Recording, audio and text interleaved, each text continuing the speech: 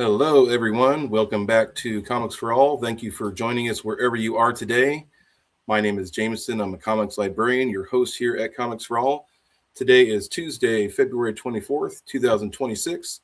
As part of our weekly Ink and Insight segment, we get to interview comic creators from all over the place. So today we have John K Snyder. John is a wonderful comic artist and creator who has had a long career in comics. So, John, thanks so much for taking some time and coming on the show today. I really appreciate it. Well, thank you, Jameson. Thank you for having me on the show, and it's a pleasure to be here and look forward to talking with you. And ready to I've go? heard people as young as 19 years old, and it's like and that's what I love about comics is that everyone can access it and create from all different ages. So my first question that I like to ask everybody is, what got you hooked into comics as a reader? Well, I've loved comics since I can remember. I mean, I think as soon as I saw a comic as a child, I was immediately attracted to it. I think a lot of people say the same thing. My first comics were whatever comics were in front of me at my parents' homes and relatives' homes, and I mean, it was just irresistible for me the words and pictures, and it could be just about any subject, and I was immediately attracted to it. So I just immediately picked up on it on a way to read stories, and I was just kind of hooked from the beginning. So that was, I mean, I really have to say that I think my family has photos of me when I was like 5, and I'm always holding a comic book. So it's about the same size as I was. So I've always loved comics. Love that. And then kind of a follow up to that is, when did you realize for yourself, you're like, hey, I actually want to pursue this and actually create and be part of the community and see if I can make a career of this? Well, I think first off, again, when I was very young, my dad's older brothers, they would draw comics on notebook paper, do little panels, and they were very satirical and all that. I was immediately attracted to that, and uh, the idea that you could just do it yourself, and that was kind of crudely drawn, so I wasn't intimidated the way I was by the look of a regular comic. So I started drawing stories on notebook paper again as early as I can remember, and I just immediately got attracted to doing that. And I think that was my first. A lot of people, I think, will say the same thing. As soon as they could figure out ways to draw little stories themselves, that's what they were doing. I think as a child, there was a time where there was DC Comics was reprinting the Golden Age 1940s comics in the back of their magazines, back like the 100-page super spectaculars. They'd have a brand new story, but then they would reprint the Golden Age stories in the back. And there was a certain, frankly, some of the artwork was really kind of crude compared to the slick professional styles at that time, and that kind of opened up.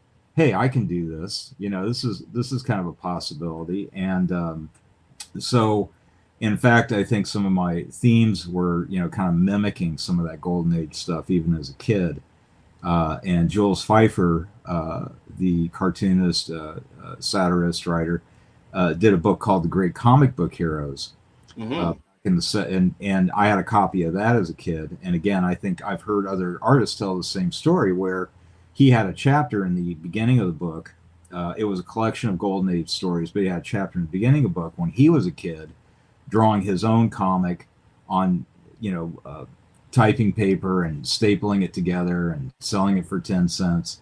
And he had a copy of what this looked like. And again, it was very crudely drawn, and it just kind of it really opened up, like, hey, I can do this too.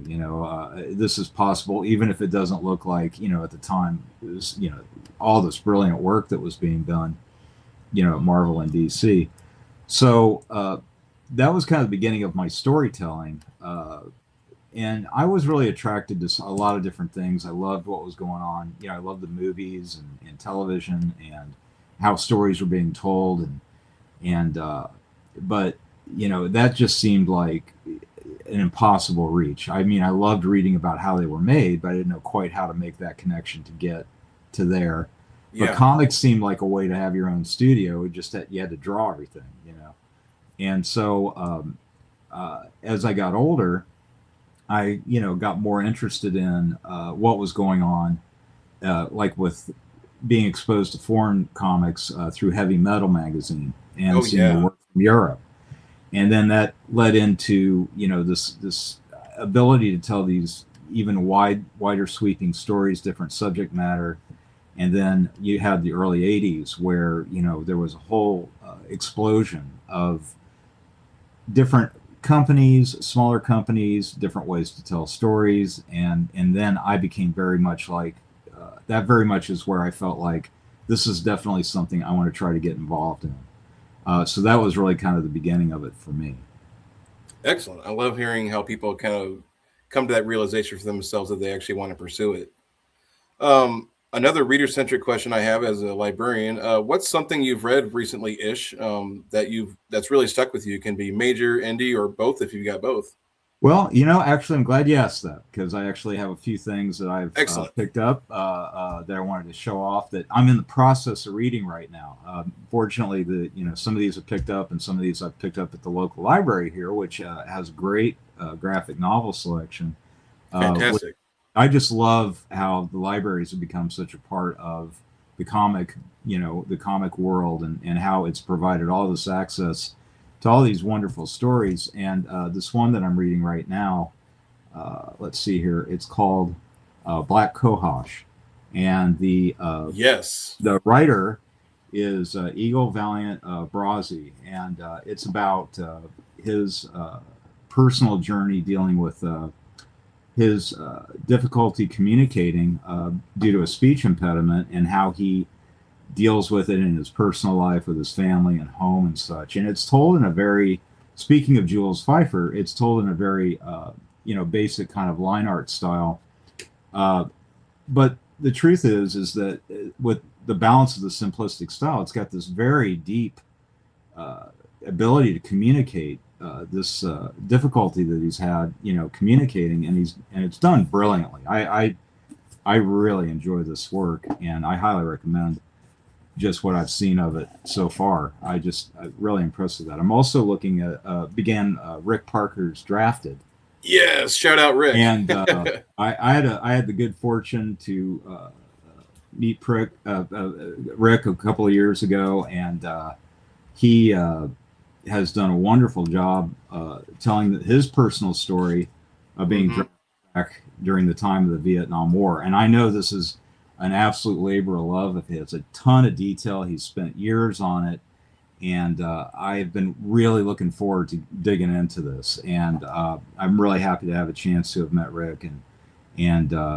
again, very heartfelt tale. And again, I love that the world of comics has developed to the point where we can have these personal stories told. So, and I've got a pile more. I've got. I'm also looking at Mimi Pond's new book, The Yes. Mitford Sisters, Sisters. and she did a story about dealing with her parents as they were aging. She did a graphic novel about that a few years ago, and again, a wonderful book. And then old-fashioned comics, as we were discussing earlier, one that was very fond of me in the past was Deathlock by Yes. Rich Buckler.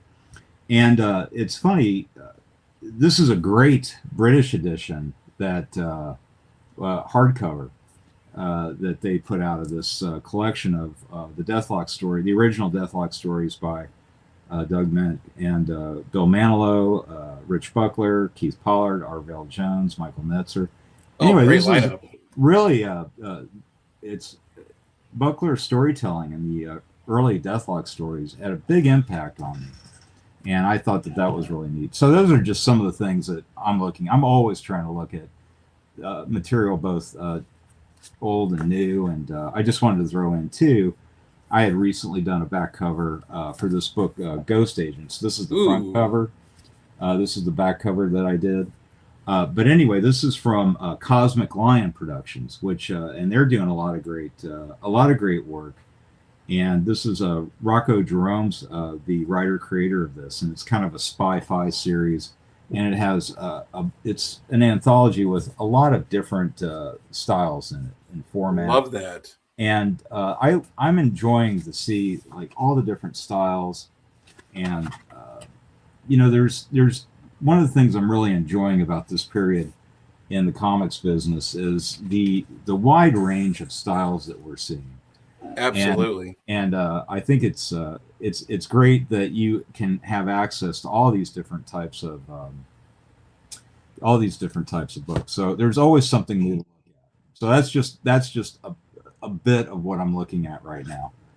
So And like you said, getting all those to the library, because not everyone has the money to drop a couple $100 a month on comics.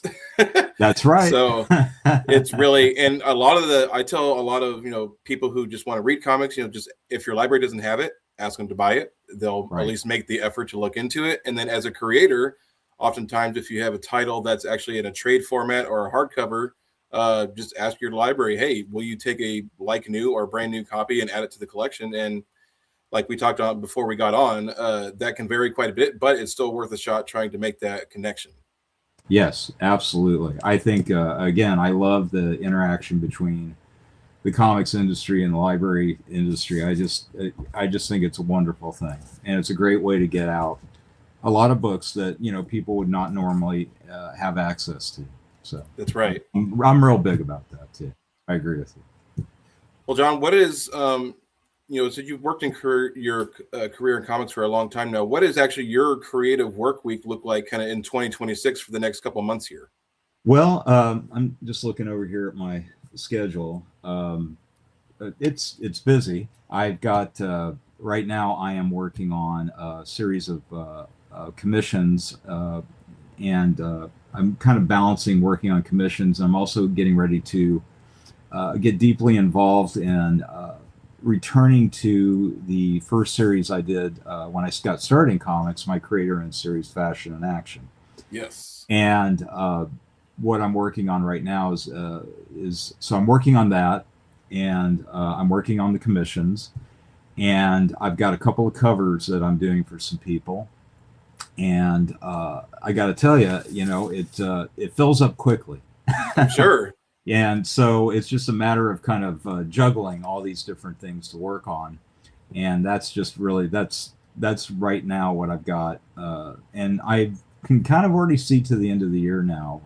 What's kind of laying out a plan and actually starting to look into 2027 as well.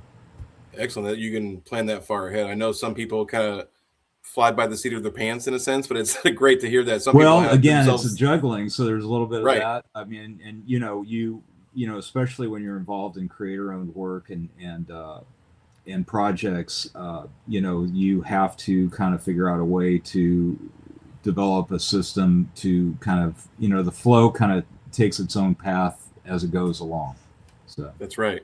yeah. Well, the next stage of our conversation, we get to delve into your cover art, which you're really well known for your cover art. So when you start a cover, kind of what do you focus on first? Your concept? Is there a composition or kind of the tone or the mood, or where do you begin? I do I mean, all of the above, really. A lot of it has to do with what is the cover about. Yep. Is it a cover?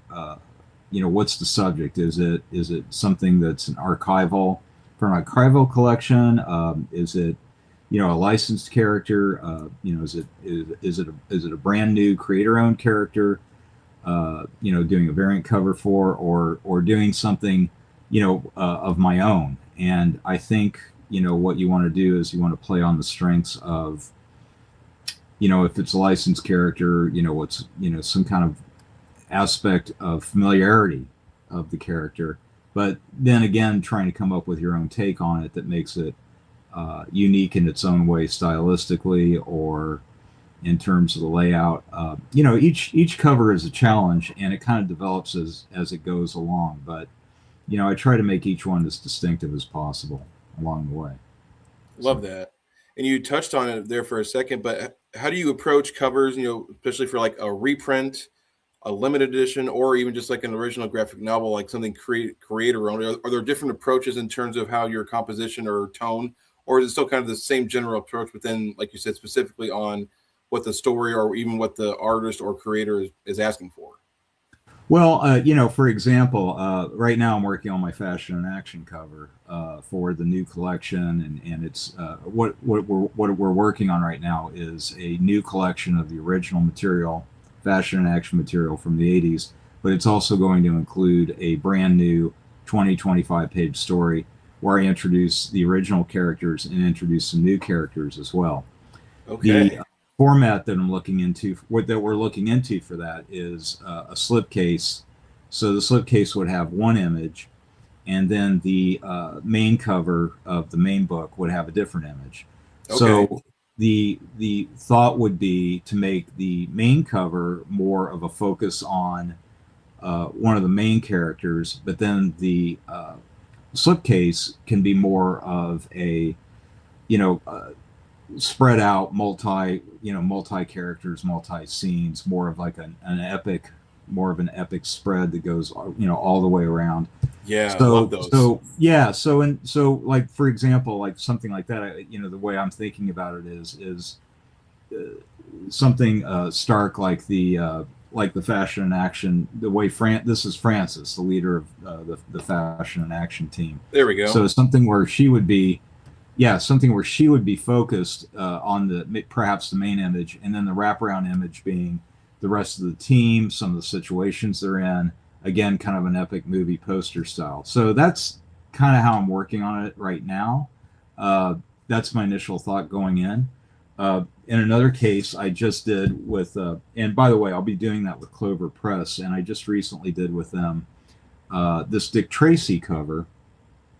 They just did a series of 4 books. It's available now, and it's reprinting the early years of Dick Tracy from 41 to 44. 4 different covers, 4 different artists. Now, this is a slipcase.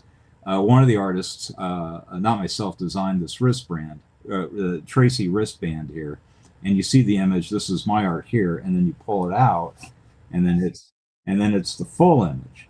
And this one here, I have Dick Tracy fighting the mole in the sewers. Now, for this cover here, and they also have this great David Mack silhouette on the back, which which again is a great way of taking a traditional character, but putting your own spin on it. Yeah, no In this kidding. case, I really, because it's Chester Gould and his own style is so distinctive as it is, I just wanted to be basically in the Gould style, but with my own way of handling it. At the same time, because again, it's an archival reprint, I wanted to keep it very specific. So this is a very Hmm. specific scene in the series of strips where the mole is fighting Dick Tracy in his hideout in the sewers.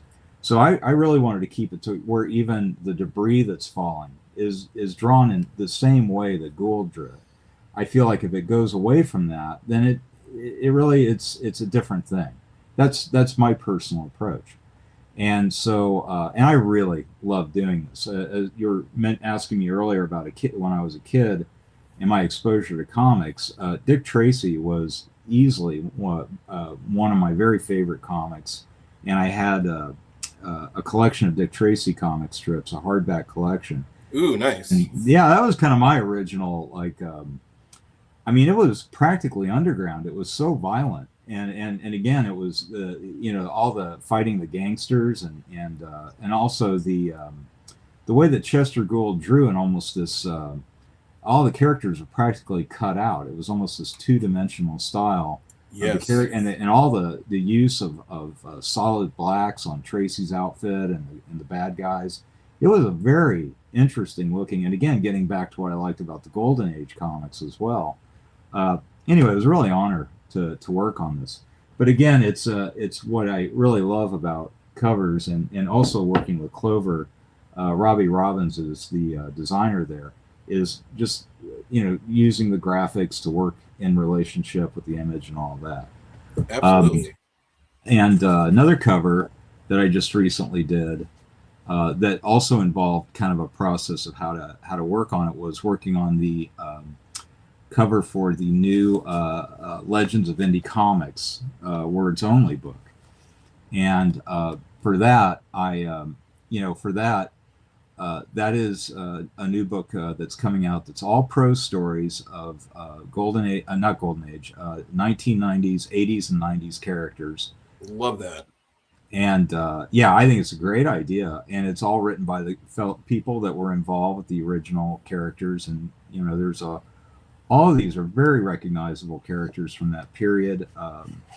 And I really enjoyed working on this. It brought back a lot of fond memories of that period. But the first book in that series had, it's very much just, it's kind of like a featuring all the different characters, kind of a team shot, and they are on the front and back cover. So I just wanted to basically stick with that layout that they had, that Pat Broderick did the first cover. And so I just wanted to keep something very similar to that format, to keep it, in sync with the first book in the series. This is book 2. So, I kind of try to figure out a way to balance all the characters out on the front and back cover, again, in this kind of team shot fashion. But also, one thing I wanted to keep in mind while I was working on it is that these are all very distinctive characters that are very personal to the creators that created them, and they're drawn in a very, very specific style, much like Chester Gould, in his rendering of Dick Tracy. So when I was working on this, I wanted to make sure to keep as close to the style of how the characters actually looked, as drawn by the original creators, and then kind of tie it in together with, the inking style and then the way it was colored by Jason Wright.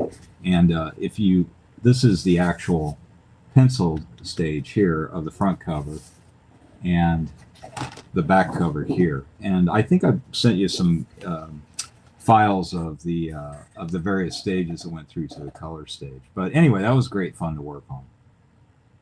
Hello? Oh, yeah. Okay. Sorry. I lost you for a sec there. Okay. Oh,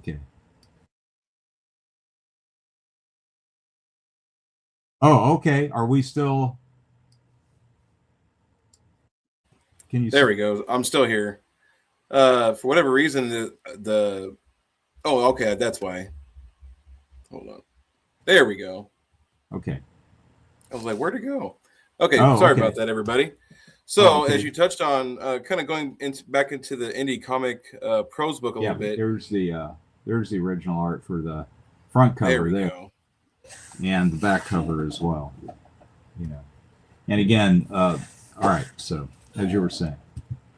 No, that's okay. I was my own error for I cropped the wrong one. In terms of writing prose, comparing to working in panels or working in covers, how was the approach different, or are there different challenges and different difficulties writing prose versus doing art for covers and things like that? Well, it's definitely a different.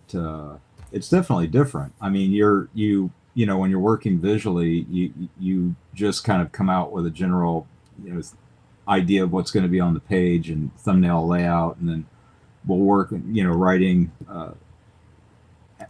either afterwards, or it's funny depending on what style you work in. I've worked in working full script, or discussing ideas with the writer and then having like a page of summation and then penciling a page and then having the dialogue done afterwards. But in this case, it's all got to be laid out in straight prose. So there's, it's a little bit of a shift, but I ended up enjoying it quite a bit. I really did enjoy writing the short fashion and action prose story for it that's included in this volume. So at first it was a little bit of a difference, but once I got into it, I really did enjoy it quite a bit, much more than I expected. So it turned out to be a great experience. Great. I love hearing, especially like you said, when you had your expectations are exceeded for what was kind of going to happen. But in terms of, are there any visual storytelling techniques that carry over into how you write scenes, or describe the background of a scene that's actually going in a prose? Well, Well, it's funny. In the sequence, in what I wrote, there's some action sequences. There's some, just to get the general lay of the scenario of where the action is happening. I did find that getting into writing it, I had it visualized, in my head, but to really kind of work it out, I did kind of do a schematic of where the general action was going to be, almost like just like on a separate piece of paper, just write out, characters are going to go from A to B. Right. This area is over here. The story that I worked on in particular takes place on Liberty Island, so it was just a matter of looking at a map of Liberty Island, where various entry points are, exits, where it is in relationship to the, Manhattan, Yes. all that kind of stuff.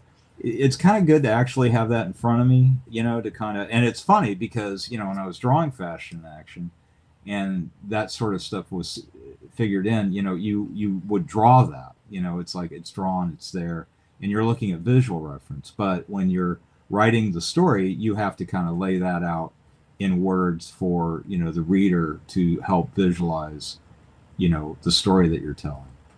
So That's a good way to put it, actually.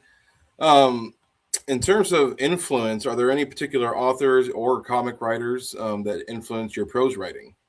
well, this is where I get a chance to talk about other comic creators, which is great. Yes. Because I thought about you had sent me this question earlier, and I thought about it. I was like, I've been very, very fortunate in my career. I've worked with some really, really great writers, and just some of them, starting out working with Timothy Truman, and later I worked with Matt Wagner on Grendel, and Yes.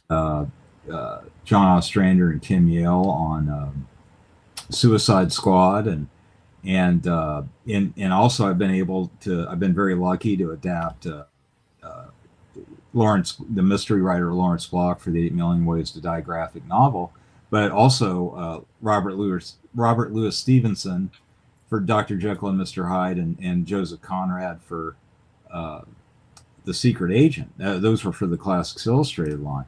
But I've been around a lot of comic writers, and I feel like that that ability to work with so many, and I am forgetting some people here. And there are so many other writers that I've had the Jeff Vaughn and just a whole bunch of people that I've worked with that have just been such great writers, and just getting their scripts and learning how to interpret their scripts visually, I think has been a tremendous. I didn't really realize it, but I think it's been a tremendous help in my ability to write as best I can.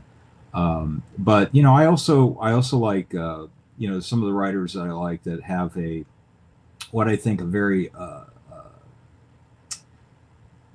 I don't know if curt is the right word to put it, but a very, very cut, dried, straight approach to writing. It's like when I think of like Ernest Hemingway, or I think of Harlan Ellison, or Kurt Vonnegut. But those their styles are very much who they are. It's not something you really want to try to mimic, but I at the same time I kind of admire that way to convey an image, an emotion, or a sensibility in a very short, to the point sort of way, and also what I think is interesting is but one of the things that's really interesting about doing something like a comic related story, like something like Fashion and Action, which is kind of an action adventure theme, is how to write action uh, when you're used to drawing it. And again, I find I find, like, do you have extended action? Do you have it happen? How much action do you have? Do you have page after page after page of action? And I actually went back when I was working on this. I was looking at some old Ian Fleming books, and I find it interesting that we think of the James Bond movies and how action packed there are. And there's a lot of action in the Fleming books, but there's a lot of buildup to the actual action sequences, especially before the series was picked up and made into movies. If you look in the earlier ones, when you get to, I think on Her Majesty's Secret Service was when he was writing specifically because he knew it was going to be made into a movie, Fleming. And that one has a lot of action in it, like a lot more, I think, than some of the previous ones. But even at that, it's very condensed. You know, it's not quite what you would think. So I think there's a way to learn how to kind of balance how to work that in too. It's something that I'm still trying to figure out, but it's kind of a fascinating journey to see how different writers tell those sort of stories. When I was younger, I loved the reprints of the old pulp action, the old action pulps, the Doc Savage series. Oh Uh, yeah. yeah, and I know there was a million writers on it, but they were usually, I think, credited to Kenneth Robeson. I know there were a lot of different writers on Doc Savage, but boy, that those are now those are almost unlimited action for the most part. So that's a very kind of fun way. One thing they all have in common when they're always talking about the gun, it's always the cold blue steel or the cobalt steel. You know, the cobalt blue of the steel or something. That seems Yes. to be a recurring theme in those old pulps and even the Fleming books. So, but Very much so. it's all a lot of fun exploring all the different styles that people use to tell their stories. That's right. I feel like it's really fascinating, kind of like you mentioned, to see how the different ways people get into telling their stories, especially. So now, like you touched on a couple of times here, the fashion and action, through Eclipse Comics, especially now that it's kind of coming back to new audiences. How do you see fashion and action resonating with readers and new audiences today in 2026? Quite a few years later. I think it holds up really well. I'm really pleased with it. I've had people tell me that had never seen the series before, that had read it for the first time.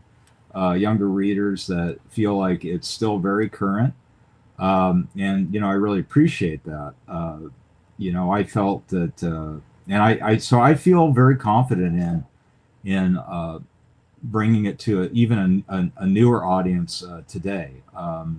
Both new and old alike. And like I said, I have some some new things that are going to happen with the series and some new sets of characters. I'm really excited about it. I'm really excited for the new readers and the readers that are familiar with fashion and action to see what I come up with. So um, I can't give it much of it away right now, but you'll see it. You'll see it soon. Excellent. I love hearing that. Kind of actually going back, how did working at Eclipse in the 80s shape your approach to the creator-owned storytelling that you're getting to work on now? I'm sorry. What's that again?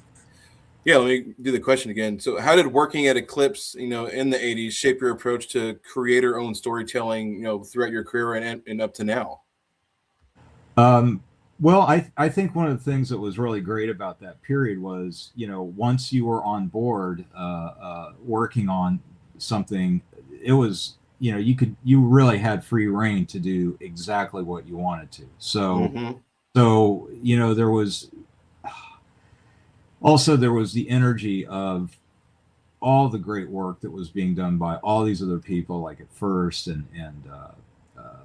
Kamiko and the Pacific and the Eclipse itself, and I mean it was just so much energy, and everybody had so many different things.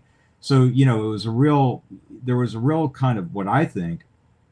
I wouldn't say so much competition, but like a collective energy, to try something different, to try something new. And I think people were pulling from a lot of different sources outside of comics, movies, television, the music, art, fine art, experimental art, punk rock, new wave, whatever. I mean, that was the thing. You were just pulling. You could pull from all these different things that you loved, and kind of put it in this mixing bowl on your page, and have it being a creator-owned work. It was like you would take all the things that inspired you, and I know in my case of fashion and action are 10 different things that, I was influenced by fashion. I was influenced by, a lot of the new wave and punk music. I was inspired by, old by that point it was the early '60s, Spy Five Man from Uncle, the early Bond, that kind of thing. I really enjoyed the what was going on with women in music and new wave music. There was so much independence and energy and all that, and I felt like that was kind of filtering into what I was doing with fashion and action as well. And so at Eclipse it was like do whatever you want, and just and so that was just a wonderful place to be. I have very fond memories of that period. It was great. So I just I encourage everybody, whenever they're developing something of their own, to have that kind of unbound energy and feeling to do whatever it is they want to do in telling their story, and not try to overthink what the audience might want. Think about what it is they want, because it might be something the audience doesn't know they want, and it's something new and exciting for them to experience. That's right. And this is kind of a question on the back end for you. What has it been like kind of revisiting and reissuing and kind of recollecting everything into a new collected edition, for the modern reader out there? What's that been like for you, kind of going back through everything and then compiling it all together? Well, yeah. I think one of the things that really strikes me is how much just on a paper and pen level. I think one of the things that fascinates me the most is just how much the technology has changed in such a short period of time. Oh, yes. Because when I first started out in the '80s, the way graphics, comics, I had worked at a graphics studio for a number of years before I got into comics, and we were working in doing, like, I was just telling somebody about this the other day, like inking charts and graphs, pie charts and bars and graphs, bar charts and graphs and such by hand with rotatographs and rulers that would be used for business meetings, etc. And when we were doing comics, it was all literally pencil, ink, Bristol board. That was it. The lettering was done by hand, all that sort of thing. And it was like that it had been like that since comics had started in the '30s, Right.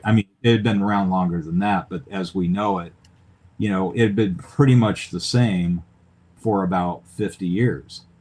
And in the last 40 years, all of that is completely changed now. A lot of the work is done digitally, and so when I look at the old pages, in fact, I actually have here, as I'm working on the fashion and action material, I've pulled out a couple of, I kept most of my fashion and action art, so I have almost all the old work. So this is from, let's see here, this is the second installment of the fashion and action series. This is from 1986, so that's 40 years ago. This is a page here from the book. That's Francis Knight right there. But, this page I penciled it in blue pencil, inked it with pens, some India ink, hand lettered it. And, that's just how it was done, right? Yeah, it was. And you can still do that today. But, that was it. And then you put it in a Federal Express box and mailed it, to be photographed, and then you had a film positive made, what a gray photostat paper is what we used at Eclipse, and then I would color the gray photostat paper, that had the image on it, and then the positive, it was pressed together to shoot for the the color page. Now in modern day, I will probably still work like I did for the indie cover. I'll still work in a combination. Here, it's darkened, it's pencil with a combination of ink, but now I can darken the pencil to, like I did for this cover, I can darken it to an ink level. It could and now it's digitally colored. I usually work with a colorist. I worked with Jason Wright on the indie cover. But I guess just in general, I'm just amazed at how much things have changed in terms of how a comic story can be told, or how a comic page can be created. Yes. So that's the one thing that just strikes me the most is just right now at this moment. This is another page I picked out. This is a Johnny Quest pinup page I did for the Johnny Quest series Love uh, that. for Comiko back in the 80s. Same thing. It's all like, pencil, ink, white paint for the snow. And, I had to make sure that the paint was really, really thick on the snow so it wouldn't bleed through the black India ink wouldn't bleed through. Well, That makes now if I sense. would even if I was doing this by hand, if a lot of the snow had bled through and it was grayish, I would just scan this page in Photoshop and then just clean it up in Photoshop. And and it's so that part is really great. is a lot Yeah. of times is being able to do corrections, and I love this aesthetic, but at the same time, I do appreciate how much as things have changed with technology and uses we have digitally, how much it's made a lot of things a lot easier as well. That was really difficult in the past. So. Yeah, that makes sense because a lot of things are kind of a more efficient use of time in that sense. So you're not spending hours and hours doing something when it could be, Yeah, minutes. absolutely, absolutely. Yeah, changing a red background to yellow digitally is a lot easier than trying to do it by hand. That's right. That's a great point. So now we get to delve a little bit into your work with Clover Press. So how did that partnership come together, and what kind of has been the fun, creative part of being and working with them? Well, working with Clover I love it. It's one of the items there. Yeah, that's one of the like I said, the book I showed earlier. That's available now from Clover. It's the 4-volume Dick Tracy collection, and you'll see the 3 covers by the 3 different other artists there. Loved working on this project with them, and again, loved the book design by Robbie. But I first started working with Clover a while back on doing a Dashiell Hammett Continental Op book. And that was to do the cover and interior illustrations for a collection of 5 prose stories by Dashiell Hammett of that character. And my connection with Clover goes back quite a ways because Clover was started by Ted Adams and Robbie Robbins, and they were at IDW, and I worked with them on along with Chris Ryle and Tom Waltz, on the Lawrence Block 8 Million Ways to Die graphic novel adaptation. Before that, I knew Ted through Image, and before that, I knew Ted from Eclipse. So we go back a long ways. And Ted's always been a great supporter of my work, and always deeply appreciated working with Ted. It's always, I really consider it a real gift. And along the way, Hank Canals came along, and he's now working at Clover, and he came in and asked me about working on the Dick Tracy book, and he also is involved with me working on the Fashion and Action collection and the new series. And Hank and I go back to Hank interviewed me back in the mid 80s for a fanzine called She Magazine, which was a fanzine devoted to female action heroes, and that's how we first got connected. So it's really wonderful for me that Hank has this knowledge of the series going all the way back, and he's so enthusiastic to work with, and everybody there. And I'm forgetting some names at the moment, but there are so many different people that I've had contact with. They're all a wonderful group of people. I'm very happy to be involved with them with every project that we work on together. And it's, it gives me that same kind of feeling of the ability to just do my very best work, like I felt like when I was working at Eclipse. So, I just can't say enough nice things about everybody there and about my experience working with them. And that's going to carry over into, like I said, the Fashion and Action series I'm working on now. Love to hearing that. Mm-hmm. Um, are there any particular projects that you've done with Clover that you're like, wow, I'm pretty proud of the work that I put into this?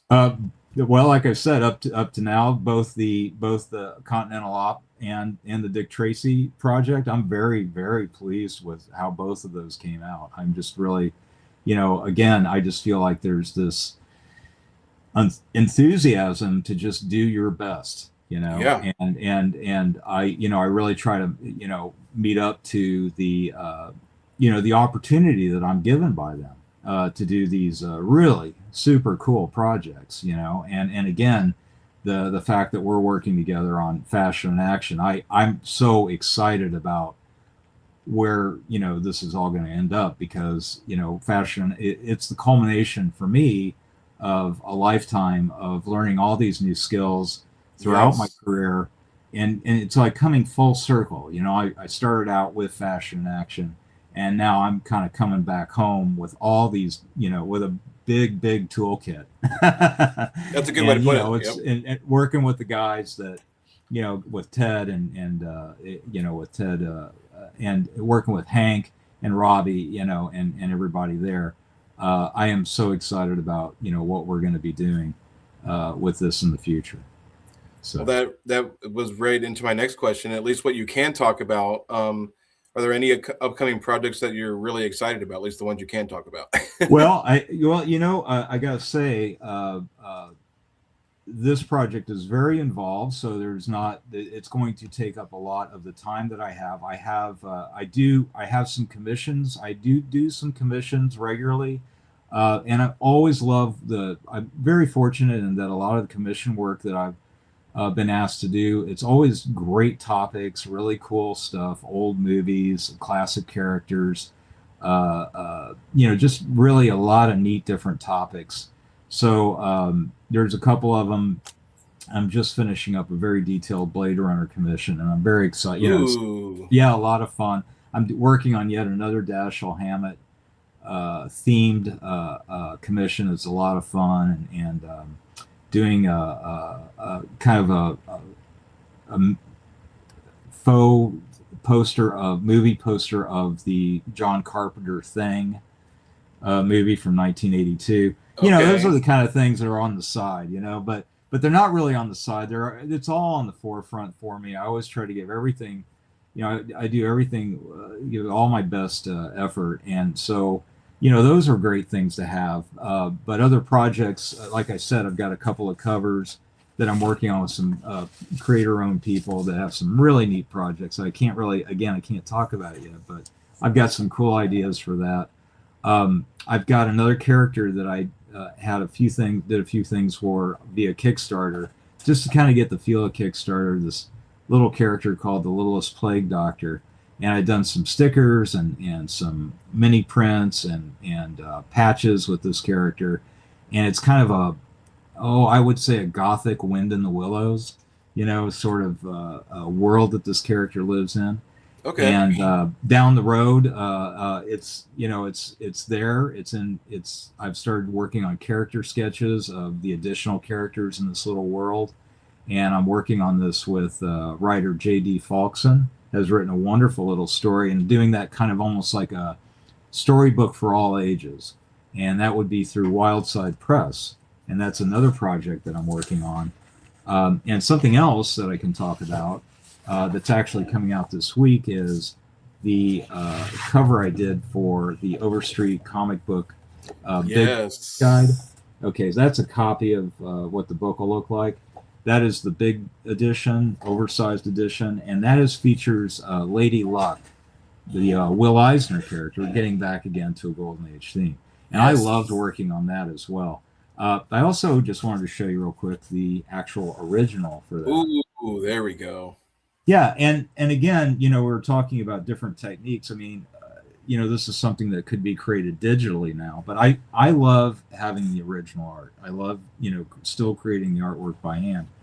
On the other hand, one thing that's really nice is I love the aesthetic of creating the original piece, But what's really nice too is, in the final edition, going in and being able to, kind of punch up some of the vibrancy of the colors and such, Right. That makes and sense. make and move things around just slightly, just little things that you couldn't do before uh, by hand. And I think that's one of the advantages of digital. And it's what's funny about it is that it leads to a new certain kind of aesthetic in the original art, because now what I'll do is I'll work in a soft pencil line art and then a soft watercolor layer, so it's not, the color isn't too dense, so that when I do scan it and do some color alteration in Photoshop, it doesn't become too again, the color doesn't become too dense, so you end Makes up with sense. almost like an ethereal original. Mm-hmm. There's more translucence to it. And I've noticed as I've done more work this way, there's a certain aesthetic to this that in my earlier work that I was doing in the 90s, like a lot of painted trading cards and such and covers, the paint is much thicker, you know? Right. But as you know, it's funny, it's almost like there was a period when the comic pages were being done in pencil. That was a big change, and there was no lettering anymore because all lettering was being done digitally, and now that's its kind of own aesthetic too. It So is. these are just some of the other things that I have that I'm working on. So Love hearing about those. yeah, it's Um, always there's always something new going on. that's right. My next question is actually a really good question I like to ask creators is there any memorable, fan interactions or reader feedback that you've received over the years and makes you think, wow, either I feel really lucky or I didn't see my work from that perspective before, or just something along those lines that you'd like to share? Oh, by the way, I was also going to mention Curtis over at Clover as well. He's great to work with, and just Oh wanted yeah, to Curtis is thank you. great. Yeah, thank you. And uh, I've dealt with so many fans at the shows, and it's had so many encounters.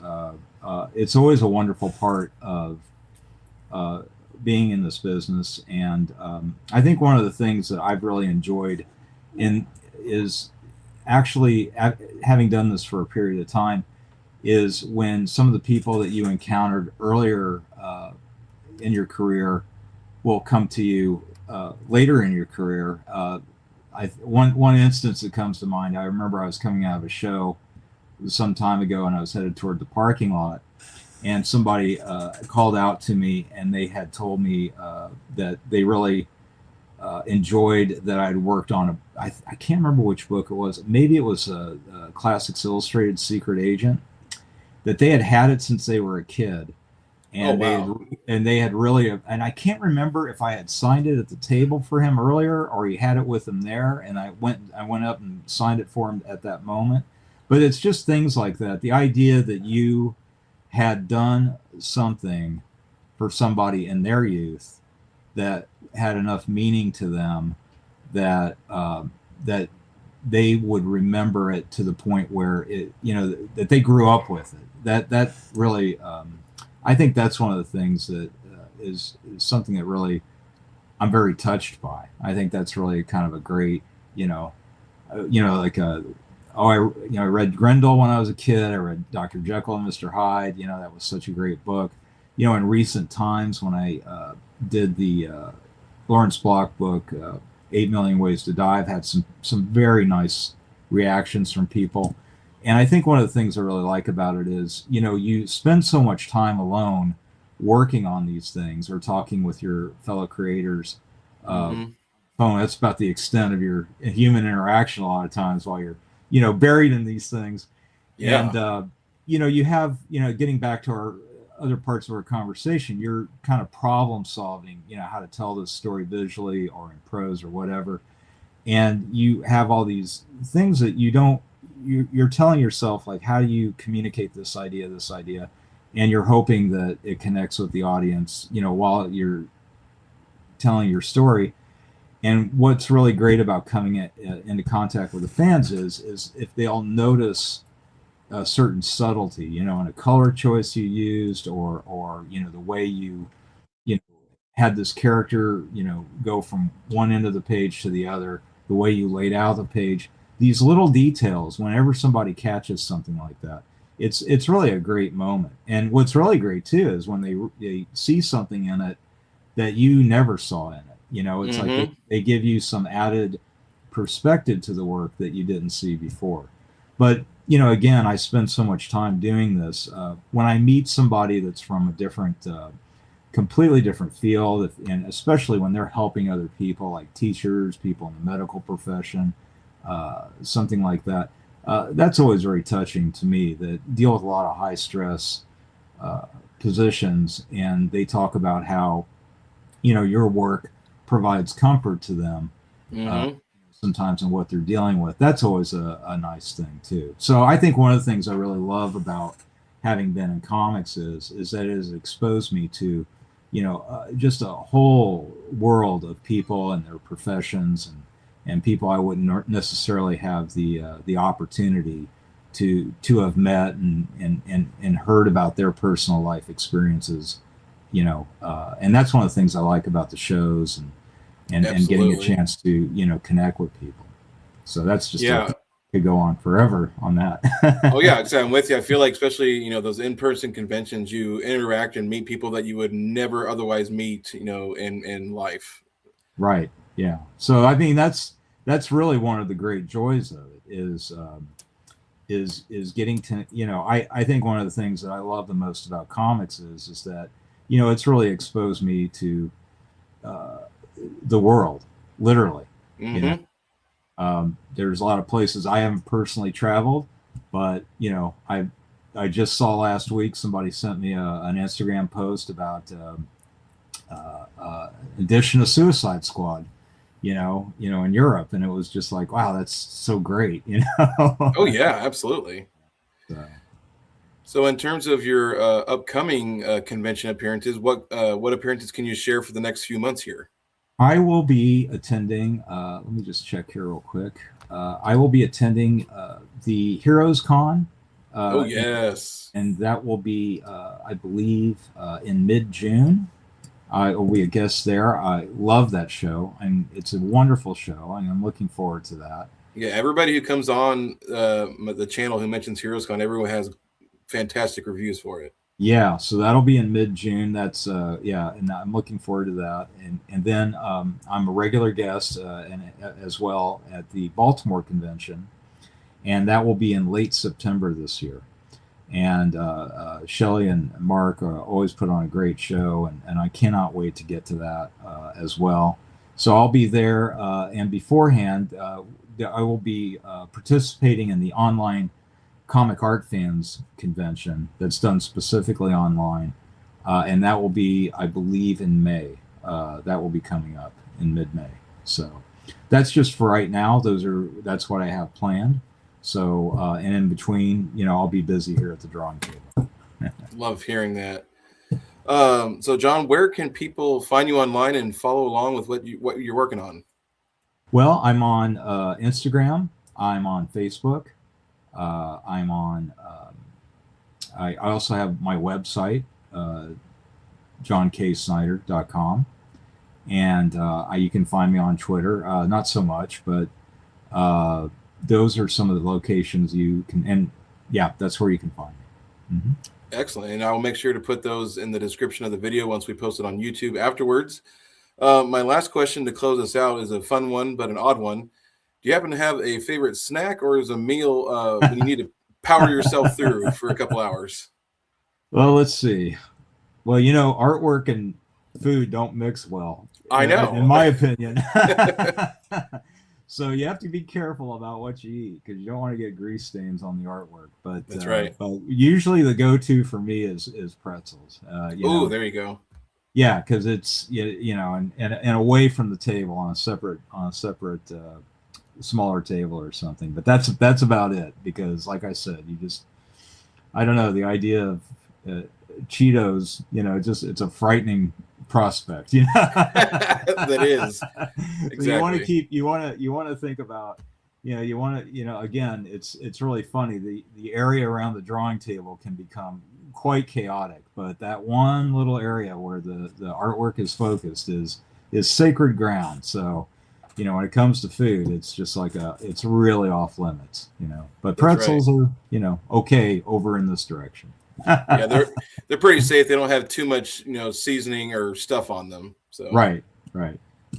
well, John, this has been a great conversation. I'm really happy we were able to have you on the show. Is there any last thoughts you'd like to share before we head out? Thank you so much for having me on. It's a pleasure to be here. It's an exciting time. It's always an exciting time to be in comics, and That's right. uh, I'm very fortunate. I've been very lucky to work with so many wonderful people, and I've been lucky to have so many people be so supportive of my work. And I feel at this point in my career, I'm so fortunate to be uh, dealing with, dealing with working on so much creator-owned property right now. And I'm just really grateful to the people that, you know, uh, have bought my books, and I do commissions with, and the publishers I work with, and creative people that I work with. I just cannot express the level of gratitude I feel toward everybody, and I hope that everybody is doing well, and I just hope that I'm looking forward to showing you what everything I've talked about here. I'm looking forward to showing everyone, what I have coming ahead, because I'm very, very excited about it, and I just I can't am wait to too. show you. And I am going to be, like I said, I'll be posting the development stages of all these things on all the social media sites that we discussed, and Perfect. we'll be talking more about all this in the future. So, Excellent. thank you again so much, and it was just a pleasure to be here today. Thank you. Yeah, I definitely would like to have you on again sometime, even Absolutely. later this year if you're interested. So, but John, thank you again for coming on the show. It's been a Thank great you. conversation and learning about your work and everything you've been working on. But we've had a great live audience as well. We have had people the entire time, which is really great. So Oh, everybody thank out you. there, Thanks, everybody. I yeah, appreciate it. this has been Comics for All, where comics, creativity, and community all connect. And we'll see you next time. Take care. Okay. Bye bye now. Thank you so much.